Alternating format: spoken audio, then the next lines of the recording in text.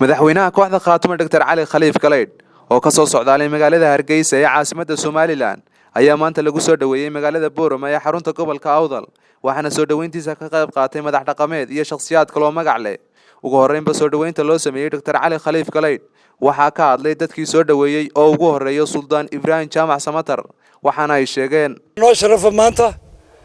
inaan halkan ku soo dhaweyno magaalada Boorama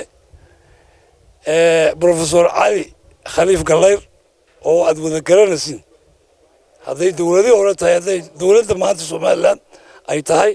haliyay weyn oo run ahaantii de kuma soo dhaweyno magaaladiisii Boorama Cali Khaliif waa si fiican u yaqaana waxaanu leenahay maartay de si joogidaan joognay u baanu leenahay ku soo dhaweynay lagu soo dhaweynay ma wan meeshii si yimid hadii Allah yiraahdo bariyahana wada ogeedeen nin Somaliland hawlo badan u galay Boorama waxa u yimaadeen inay hawlihii ay ku jireen gobolada ay halka ka sii wataan waxaan leenahay Ali soo dhawow ku soo dhawow gobolka ku soo dhawow magaalada Boorama waxa halka kan ku soo dhaweynaynaa waxa weeye Professor Cali Khaliif Galeyd oo ahaa runtii professor more international oo aanan ahayn professor jaamacad quraatu wax ka dhigay jaamacado fara badan wax ka soo dhigay oo aad iyo aad runtii loo ixtiraafsan yahay annagana muxuu ahay Soomaaliya waqtiga ay jirtana xilal fara badan ka qabtay dalka maxaa Soomaaliya oo meel xilal sare ayuu ka qabtay run ahaantii halka kana waxa weeyaan ninka odayga dheer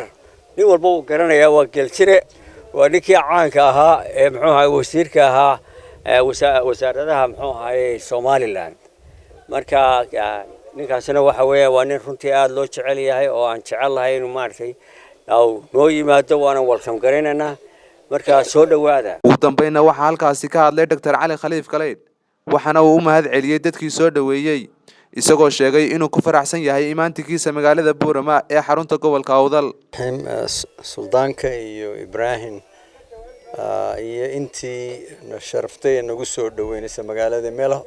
aan dhaweynba nagaga hortimay aad iyo aad baad u mahadsantiin aad baan ugu faraxsanahay magaaladan inaanu maanta nimaadno